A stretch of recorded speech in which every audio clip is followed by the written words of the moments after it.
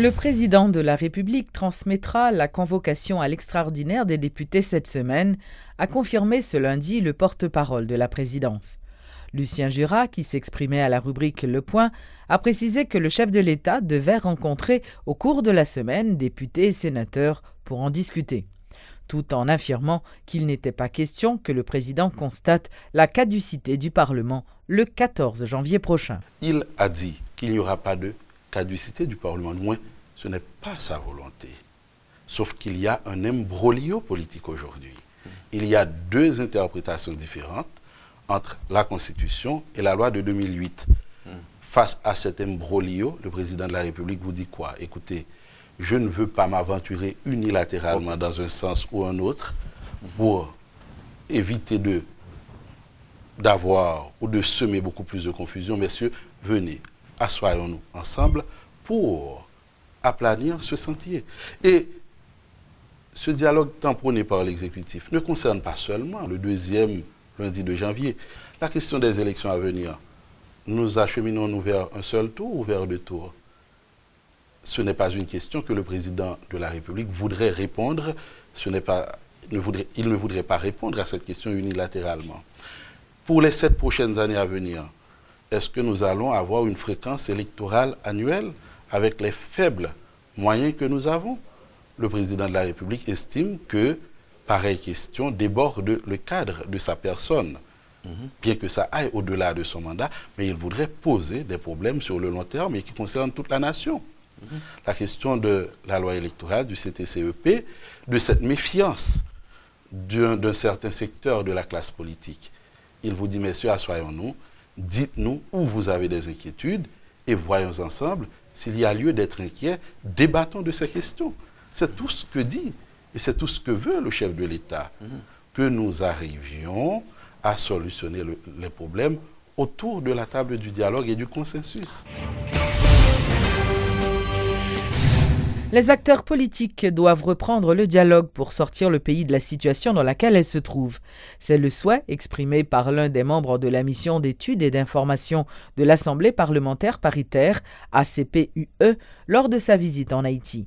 Selon le vice-président de l'ACP, Patrice Tyrolien, également chef de la délégation, la mission s'inquiète de la polarisation politique préélectorale qui domine la pensée d'une majorité d'acteurs politiques et estime que la situation ne peut se débloquer que par le dialogue et un consensus basé sur le compromis. C'est vrai que c'est dommage qu'on puisse entendre parler que de la loi électorale. On aurait souhaité qu'on puisse parler de développement, de lutte contre la pauvreté. Il ne peut pas y avoir de développement s'il n'y a pas une stabilité politique. Ça, c'est fondamental. On ne peut pas avoir de développement s'il n'y a pas de stabilité politique, s'il n'y a pas une démocratie qui se mette véritablement en place.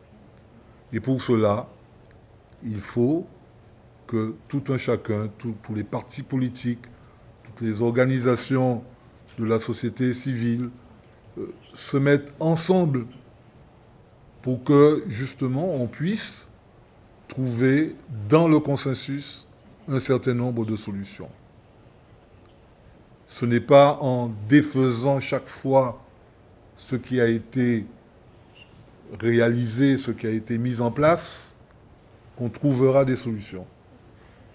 Il faut que tout le monde puisse s'asseoir autour d'une table et puisse discuter, se mettre d'accord sur la loi électorale, se mettre d'accord s'il faudra changer la Constitution qui est quand même, qui a fait son temps, certainement. Une Constitution qui ne répond plus aux besoins actuels de la société haïtienne. Je crois qu'il est nécessaire de revoir tout cela pour que Haïti puisse prendre un nouveau départ. L'Institut international pour la démocratie et l'assistance électorale, IDEA International, a rencontré ce lundi plusieurs responsables de partis politiques afin de présenter à ces formations politiques un ouvrage intitulé « Les partis politiques haïtiens, dans la construction de la démocratie. Les partis politiques haïtiens dans la construction de la démocratie. Tel est le titre de l'ouvrage collectif écrit par plusieurs chercheurs et professeurs haïtiens sur demande de l'Institut international pour la démocratie et l'assistance électorale, IDEA. Dans ce livre, les auteurs ont fait un survol de l'histoire des partis politiques, une analyse de leur fonctionnement et ont mis l'accent sur le rôle qu'ils doivent jouer dans la démocratie haïtienne. Pratiquement tout est indiqué dans ce manuel qui doit permettre aux partis politiques de trouver leur juste place. Mais avant de le publier, la directrice de programme de l'IDEA, Marie-Laurence Jocelyn-Lassègue, a jugé bon de rencontrer les responsables des différentes formations politiques afin qu'elles fassent leurs recommandations. C'est important parce que pas oublier que un rôle nous, c'est le renforcement justement des partis politiques, mais pour permettre justement ce renforcement, cela passe aussi par des instruments, par des outils, par des documents que partis politiques sont capables d'utiliser eux-mêmes à l'interne et sont capables d'utiliser avec tout le monde dans la société civile. Une initiative que les participants qualifient de louable. Parmi eux, l'Organisation du peuple en lutte, OPL, représentée par Harry Marsan, qui estime que les partis politiques avaient grandement besoin d'un tel guide. La démocratie, on ne peut pas construire sans partis politiques. Partis politiques, c'est pilier démocratie alliée. Et c'est autour des partis politiques vraiment nous avons monté avec démocratie que nous tous souhaitons. Pour la fusion, à première vue, le sommaire paraît intéressant. Mais de là à faire des recommandations sans avoir pris connaissance du contenu du document, ce n'est pas évident, explique l'ancienne sénatrice Edmond Supplice Bozil. Je ne sais pas ce qui est écrit. Est-ce que je me retrouve dans ce qui est écrit par rapport à l'analyse que vous faites? Est-ce que l'exact? Est-ce que l'enquête les vraies données? Il n'est que d'attendre et d'abord d'analyser ce que même ça représente et est-ce que le répond effectivement à ça à attendre tout le monde dans la fusion. Notons que l'élaboration de cette étude a duré plusieurs mois. Elle sera disponible en janvier 2014. Les sénateurs ont voté ce lundi la loi sur le blanchiment des capitaux et le financement du terrorisme international. 9 parlementaires sur 16 présents ont voté en faveur du document, 3 contre et 3 autres se sont abstenus. En réaction, le sénateur Joslerme Privert a salué la ratification de la loi. Il dit attendre maintenant sa publication par l'exécutif. Depuis en février, nous te transmettons à la Chambre des députés. Ça a été fait en pile débat. Et le 9 septembre dernier, la Chambre des députés a voté avec des modifications. Malheureusement, c'est 1 mois et demi plus tard que le texte voté le 9 septembre vient aboutir dans la Chambre Sénat. La Commission a compris l'urgence pour le pays d'avoir cette nouvelle législation. On a mis les bouchées doubles, on a fait les consultations nécessaires, bien que nous ne sommes pas d'accord globalement avec les amendements apportés par la Chambre des députés. Mais pour éviter le pays à encore une fois rester non conforme par rapport à ses principaux engagements internationaux, le Sénat a adhéré à l'idée de voter le texte tel qu'il a été voté par la Chambre des députés. Et Mdaka dit avec ce vote, nous compléter le processus d'adoption d'une nouvelle législation sur le blanchiment des avoirs et le financement du terrorisme. La dernière étape, c'est la transmission au président de la République pour sa promulgation et sa publication au journal officiel au Moniteur.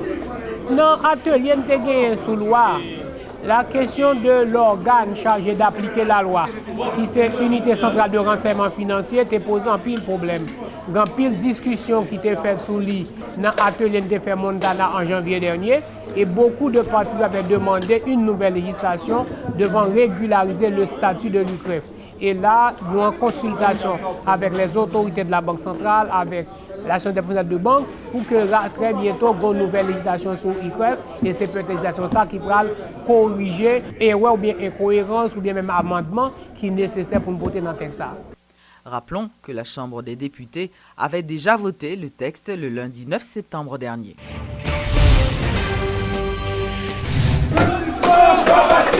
Les avocats du barreau de Port-au-Prince sont toujours en grève. Les hommes de loi annoncent qu'ils n'entendent pas baisser les bras dans le cadre de leur mouvement qui vise à réclamer la révocation du commissaire du gouvernement.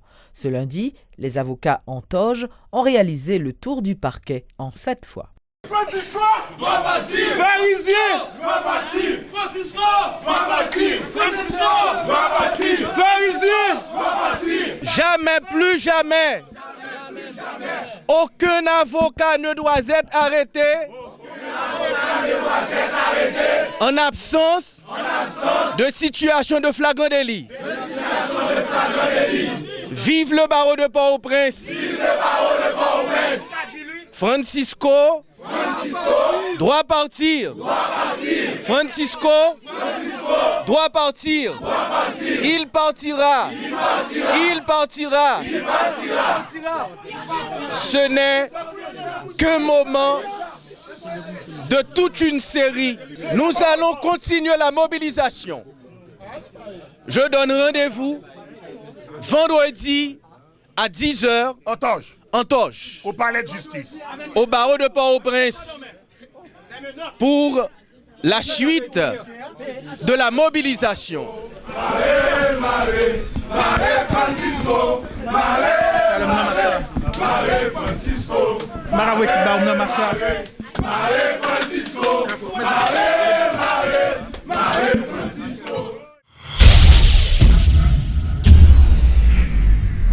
Présentation ce lundi par le ministère du Tourisme d'un état des lieux du secteur de l'hôtellerie en Haïti. Selon la ministre du Tourisme, Stéphanie Balmire-Vildroin, environ 4000 chambres d'hôtel ont été classées à travers le pays et seraient prêts à accueillir les touristes. Elle a toutefois fait remarquer que le pays disposerait de plus de 8000 chambres d'hôtel, mais plus de la moitié n'est pas classée. Secteur là, son secteur porteur non seulement de nouvelles images, mais un secteur porteur d'emploi. Et pas oublier tout que nous gagnons des projets 2016-2017 pour nous mettre en place des nouvelles destinations touristiques. Le travail, ça a continué. Nous avons toujours recevoir des visiteurs parce que Air Transat, pourquoi dit nous, il a discontinué le travail avec nous. Il a toujours un contrat avec Air Transat. Nous allons recevoir mensuellement les Canadiens. Nous connaissons tout qu'en janvier, nous allons ouvrir destination Cap-Haïtien. Donc nous allons gagner 2 jours Port-au-Prince, 2 jours Cap-Haïtien, 3 jours sur la côte des Orcadins, ce pour nous montrer que y a l'autre région touristique et l'autre destination touristique. Nous connaissons que c'est un régime démocratique, donc effectivement nous avons manifesté, mais ça va mettre en tête nous que là nous dans la rue n'a manifesté, image que nous avons à l'extérieur là pas positif et là si nous voulons que touristes rentrent et nous c'est un emploi direct au niveau de chambre jusqu'à 3-4 emplois indirects, donc nous besoin créer et une nouvelle économie pour payer, c'est à travers le secteur ça que nous avons fait et secteur ça pas marché avec les gens d'instabilité ça yo, mais quand même nous continuons le travail projet là et nous continuer et mettre Haïti travail pour que Haïti non seulement Kembe place li qu'on destination touristique, nous connaissons que c'est la première fois l'année dernière que yo listé Haïti qu'on destination touristique, donc n'a pas assuré que nous Kembe place que nous ka monter rang et de notre côté pour nous continuer et finaliser tout aménagement zone touristique yo. Clôture le week-end dernier de la 2e édition de Haïti Belle, Haïti Vête, une initiative citoyenne qui développe et soutient des projets pour la protection de l'environnement à travers les sports de nature ou encore sports en plein air. Ça a été extraordinaire que des mondes du secteur privé et du secteur public mettent tête ensemble pour une initiative que parfois ils n'ont pas d'intérêt dans la zone. Mais ils voulaient participer au mouvement pour Haïti. Pour nettoyer Haïti, faire Haïti plus belle, faire Haïti plus verte. Deuxième raison qui fait que la BAV et la 2e édition sont un succès à nos yeux, c'est que les zones commencent à prendre plus conscience. Troisième motivation, c'est voir que les autorités locales et les autorités étatiques du pays se sont mis de la partie avec nous, qui ont travaillé d'arrache-pied avec nous pour que nous arrivions à un programme durable. Ce n'est pas seulement faire une activité, mais mener à ce que nous ayons 3 projets dans la zone qui t'a aider nous. Si nous sommes capables de mettre dans une petite contribution dans la zone, nous devons faire 3 projets durables. Le premier projet, c'est l'assainissement zone. Et c'est ça que nous avons cherché à faire. Le premier projet, si nous réussissons pour moi, et bien, tout le bagage déjà sur le bon chemin. L'idéal, c'est que nous joignons nos moyens pour nous ramasser Fatra d'une façon régulière pour que la zone bénéficie d'une zone qui propre pour que les touristes viennent la caille.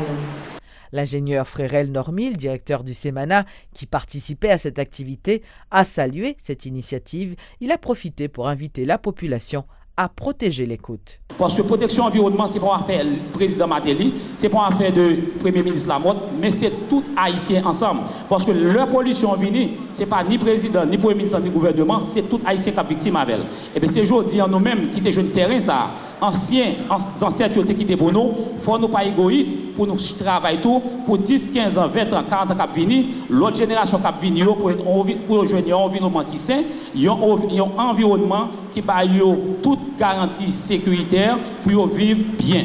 C'est seulement son conscience nationale pour la population qu'on est. Fatra aujourd'hui, c'est le pral détruire demain. Parce qu'il n'y a pas longtemps de ça, nous avons enregistré un accident sur la mer. C'est Fatra sous terre qui bloqué l'hélice bateau et malheureusement, il y a des gens qui sont morts. Et là, ça, c'est qui doit être ses frères, nous, ses cousins, nous, ses matins, tous ses tontons.